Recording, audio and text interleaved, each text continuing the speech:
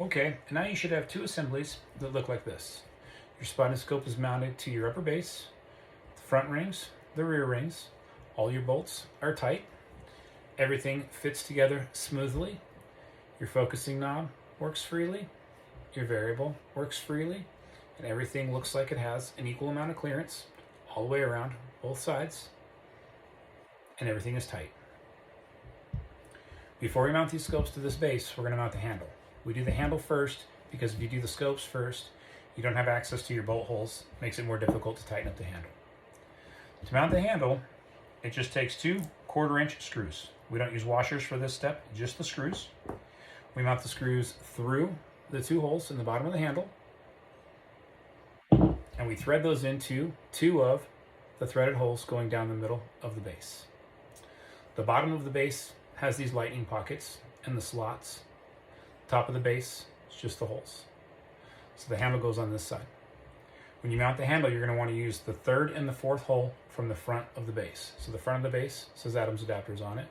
Count back 3 and 4 holes, and those 2 threaded holes are the 2 holes you're going to mount the handle to.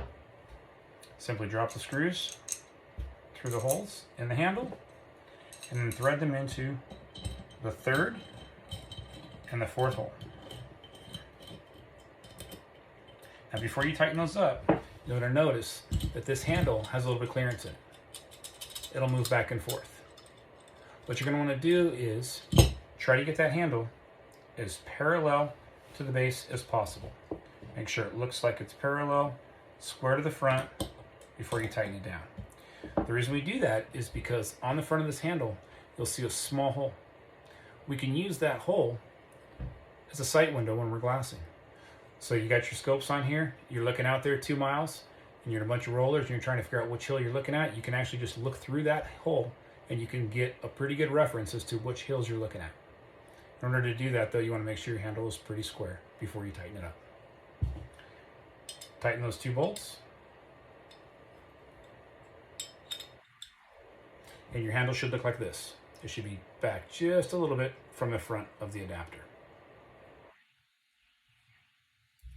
If you notice real closely in the rest of this video, this handle is actually hanging off the front of the base. It's because when I recorded the video the first time, I actually mounted the handle in the wrong spot. So I had to come back and I had to edit this portion in. So disregard where the handle's at in the rest of the video. If you make that mistake like I did and you put it in the front of the handle, it actually will cause a little bit of interference in the front of these objectives. If you have wide enough eyes, you won't even notice it. But if you try to put them on all the way, it'll run into the handle and the handle will get in the way. So just make sure you follow the instructions and you put that back in the 3rd and the 4th hole. What that will do is it'll get this clearance groove to go right in between the scopes back here where there's an angle, and it'll give you the maximum amount of travel. But if you make the mistake like I did, your scopes will actually interfere. So this is the correct position. And if you notice the rest of the video, it's hanging off the front. Just disregard that. Okay, now that we have the handle mounted to the main base and our upper bases mounted to our scopes, we're ready for the final part of the assembly.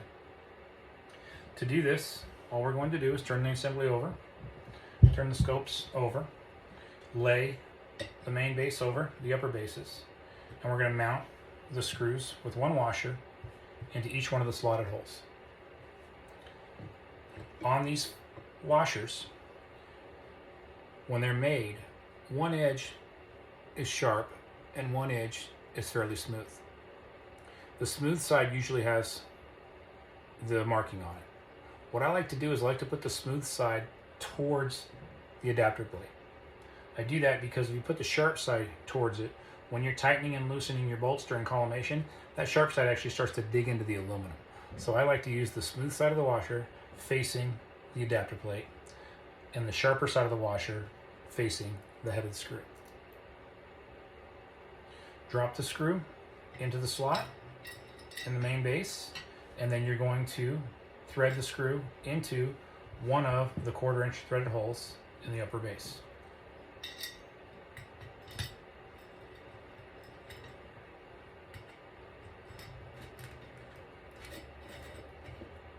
Again, like the rest of the assembly, don't tighten it, leave it loose so everything can move. Then you're going to take another screw another washer. Remember, put the round side away from the bolt. The round side goes towards the plate, and you're going to thread that into the back of the upper base. Then you're just going to do the same thing on the opposite side.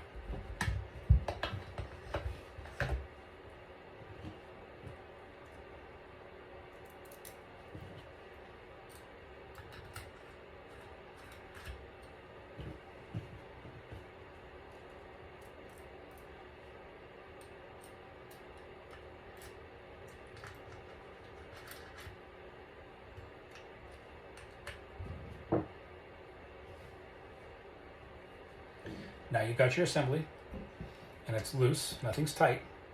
What I do is I just stand the entire assembly upright, and what that does is that kind of self-aligns the scopes so they're running parallel to each other.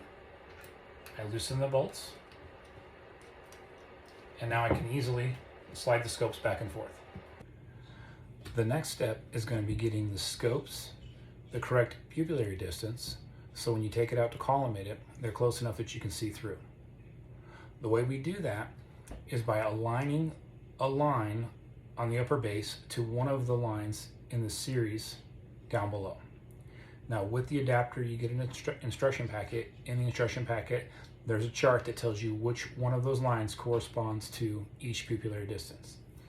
So for instance, if you have a 2.5 inch pupillary distance, that's the inside-most lines on both sides. Each line is a 32nd of an inch. So every time you move one scope out, it's going to move a 32nd of an inch. So each scope moving out would gain a 16th of an inch on your pupillary distance. If you go all the way to the outmost lines, that's a 3 inch pupillary distance. In my case, I'm 2 3/4, so that's the line in the center. So what I'm going to do is I'm going to line up the upper base to the center line on the main base, and I'm going to snug the bolt up. I'm going to do the same thing on the left scope.